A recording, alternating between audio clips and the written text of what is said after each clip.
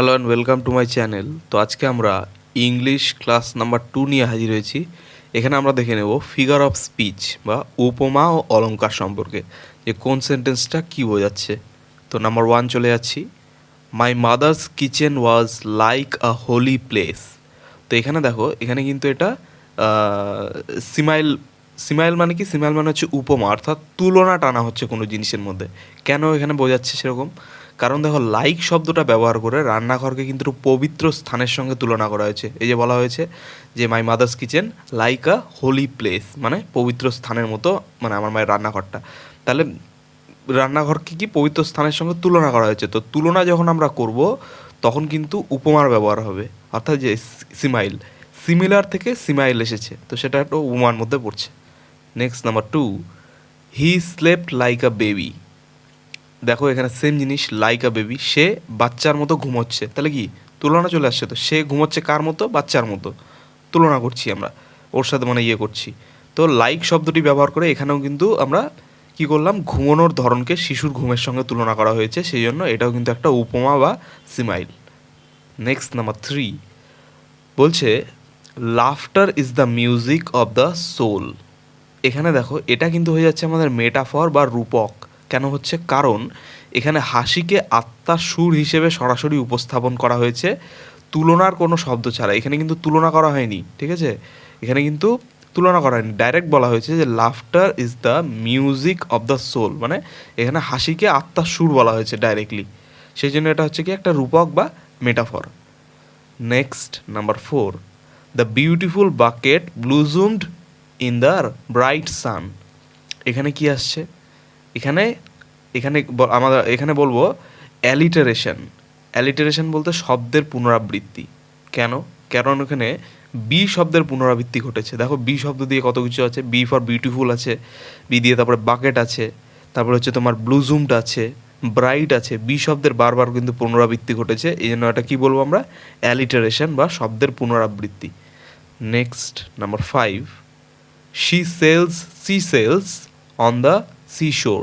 এখানেও কিন্তু অ্যালিটারেশন, কারণ এখানে দেখো কত কিছু, মানে এস দিয়ে ব্যবহার করা হয়েছে। এস দিয়ে বারবার কিন্তু সি সেলস, তারপর তোমার সি সেল, সি শোর, সব কিছু কিন্তু এস দিয়ে ব্যবহার হচ্ছে, ঠিক আছে? পরপর পরপর করে, তো পুনরাবৃত্তি বারবার করে ঘটছে, সেই জন্য আমরা এটাকে অ্যালিটারেশনের মধ্যেই ফেলবো।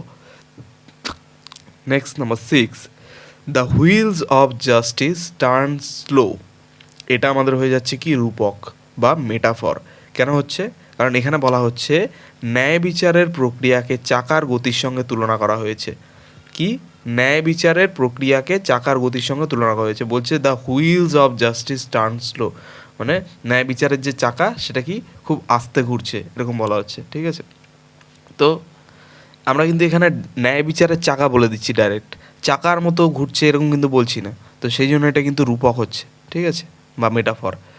নেক্সট নাম্বার 7 বলছে she is as clever as a Fox. এটা কি হচ্ছে? বলাই হচ্ছে সে কি শেয়ালের মতো চালাক। তাহলে মতো দিয়ে কি আমরা একটা উপমা বা হচ্ছে মানে তুলনা সৃষ্টি করলাম। তাহলে অ্যাজ শব্দটি দেখো, অ্যাজ শব্দটি ব্যবহার করে তার চতুরতাকে শিয়ালের সঙ্গে তুলনা করা হয়েছে, সেই জন্য এটা একটা উপমা বা সিমাইলে পরিণত হচ্ছে। Next number 8, come and clean your cupboard Kamal. দেখো এখানে কি বলছে? Come and clean your cupboard Kamal. এটা কিন্তু অবশ্যই অ্যালিটারেশনের মধ্যে পড়ছে বা শব্দের পুনরাবৃত্তির ক্ষেত্রে। কেন কি? দেখো সি ধ্বনির পুনরাবৃত্তি এখানে ঘটেছে। সি ফর কি কি আছে? কাম, ক্লিন, কাপবোর্ড, এতগুলো শব্দ কিন্তু সি দিয়ে রয়েছে। নেক্সট আমরা চলে যাচ্ছি নাম্বার 9-এ, দে ফট লাইক ক্যাটস অ্যান্ড ডগস। মানে তারা কুকুর বেড়ালের মতো মারামারি করছে। অবশ্যই মতো মারামারি করছে, কারোর সঙ্গে তুলনা আসছে, উপমা চলে আসছে। উপমা মিনস এটা কী হবে? সিমাইল, অর্থাৎ লাইক শব্দটি ব্যবহার করে তাদের ঝগড়াকে বিড়াল কুকুরের লড়াইয়ের সঙ্গে তুলনা করা হয়েছে। Next number 10, change the channel. এখানে কি হচ্ছে? এটাও কিন্তু অ্যালিটারেশনের মধ্যেই পড়ছে, দেখেই বোঝা যাচ্ছে। চেঞ্জও সি দিয়ে, চ্যানেলও সি দিয়ে, ঠিক আছে? এটা কিন্তু শব্দের পুনরাবৃত্তি ঘটেছে। সিএইচ এই ধ্বনির দ্বারা কি হচ্ছে? পুনরাবৃত্তি ঘটেছে। সিএইচ প্রথমে আছে, চেঞ্জেরও প্রথমে সিএইচ, আর চ্যানেলেরও প্রথমে CH. Next number 11, the teacher planted the seeds of wisdom. এখানে এটা কিন্তু অবশ্যই মেটাফর বা রূপক হয়ে যাচ্ছে। কেন? কি বলা হয়েছে এখানে? শিক্ষকের জ্ঞান বিতরণ করার প্রক্রিয়াকে বীজ রোপণের সঙ্গে তুলনা করা হয়েছে। বলাই হয়েছে যে the teacher planted the seeds of wisdom. তো এখানে কিন্তু দেখো, এখানে মানে তুলনার শব্দটা কিন্তু মানে ব্যবহার করা হয়নি, লাইক বা অ্যাজ এরকম কিন্তু বলা হয়নি, তাহলে কিন্তু এটা উপমা হয়ে যেত।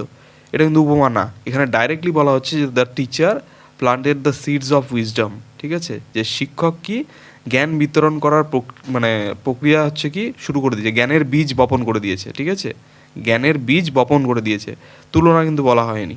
তো এই জন্য এটা কী হয়ে যাচ্ছে, মেটাফর বা রূপক। ঠিক আছে, next number 12, you were as brave as a lion. এখানে আমরা অ্যাজ দেখেই বুঝে যাচ্ছি এটা উপমা বা তুলনা করা হচ্ছে, যে তুমি কি সিংহের মতো সাহসী। সেখানে আমাদের কিন্তু সিমাইল হয়ে যাচ্ছে, এটা একটা উপমা। Next number 13, Lalit loved licking lemon. Lalit loved licking lemon, এখানে দেখো অ্যালিটারেশন বোঝাই যাচ্ছে, কারণ কি ললিত এল দিয়ে, লাভড এল দিয়ে, লিকিং এল দিয়ে, লেমনও এল দিয়ে, সব কিন্তু এল এল দিয়ে হয়ে যাচ্ছে। Next number 14, he is a shining star. এটা কিন্তু আমাদের অবশ্যই মেটাফর বা রূপক হচ্ছে। কেন কি বলছে, he is a shining star, directly বলে দিচ্ছে সে কিন্তু শাইনিং স্টার। ঠিক আছে, সে একটা উজ্জ্বল নক্ষত্র। ও কিন্তু আমি বলছি না ও উজ্জ্বল নক্ষত্রের মতো বা he is like a shining star, like ফাইক কিছু বলছি না, ডাইরেক্টলি বলা হচ্ছে। তো সেই জন্য এটা হয়ে যাচ্ছে কি মেটাফর বা রূপক। Next number 15, that is the first photo of France from the moon. এটা আমাদের অবশ্যই অ্যালিটারেশনের মধ্যে পড়ে যাচ্ছে, কেন কি দেখো শব্দের পুনরাবৃত্তি ঘটছে, এফ ধ্বনির পুনরাবৃত্তি বারবার ঘটেছে, ফার্স্ট ফটো, ফ্রান্স, দুটোতে কিন্তু এফ দিয়ে। Next number 16, books are keys to your imagination. এটা কিন্তু অবশ্যই আমাদের মেটাফর হয়ে যাচ্ছে, কেন কি এখানে বলা হচ্ছে যে বইকে কল্পনার চাবি হিসেবে উপস্থাপন করা হয়েছে।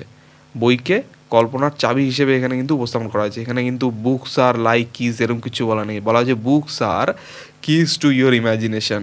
বই হচ্ছে তোমার ইম্যাজিনেশনের বা কল্পনার হচ্ছে চাবি। নেক্সট আমরা চলে যাচ্ছি নাম্বার 17-এ, the man held the blanket like a memory.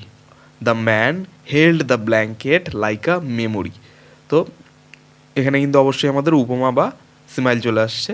কেন, এখানে লাইক শব্দটা ব্যবহার করা হয়েছে, লাইক শব্দটি ব্যবহার করে কম্বল ধরে রাখার অনুভূতিকে স্মৃতির সঙ্গে তুলনা করা হয়েছে। ঠিক আছে, একটা মানে মেমোরি। ঠিক আছে, কম্বলটাও রাখছে ও মেমোরি হিসেবে আর কি, লাইক।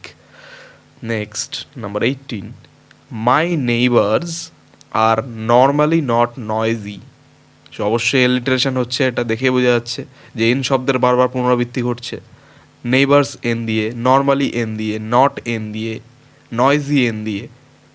নেক্সট আমরা চলে যাচ্ছি নাম্বার 19-এ, বলছে টাইম ইজ মানি। ডিরেক্টলি বলছে time is money, time is like money, এরকম কিন্তু বলেনি যে উপমা হবে। এটা অবশ্যই তাহলে হয়ে যাচ্ছে আমাদের কি রূপক বা মেটাফর, কারণ সময়কে টাকার মতো মূল্যবান কিন্তু বলা হয়েছে। মানে টাইম ইজ মানি ডাইরেক্ট বলা হয়েছে, সময়ই হচ্ছে টাকা, এরকম তুলনা কিন্তু টানা হয়নি। Next number 20, the children ran like ripples through water. এটা কিন্তু আমাদের ডাইরেক্ট বোঝা যাচ্ছে যে উপমা বা সিমাইল আছে, কারণ লাইক শব্দটি ব্যবহার করা হয়েছে। লাইক শব্দটা ব্যবহার করে শিশুদের দৌড়কে পানির ঢেউ বলা হয়েছে, মানে পানির ঢেউয়ের সঙ্গে তুলনা করা হয়েছে। ঠিক আছে, তো এই ছিল 20টি খুব গুরুত্বপূর্ণ আমাদের ফিগার অফ স্পিচ নিয়ে আলোচনা। তো চ্যানেলটি যদি ভালো লাগে তাহলে অবশ্যই সাবস্ক্রাইব করো এবং পরবর্তী আপডেটগুলি পাওয়ার জন্য অবশ্যই নোটিফিকেশন বেলটি অন করে দিও। ধন্যবাদ।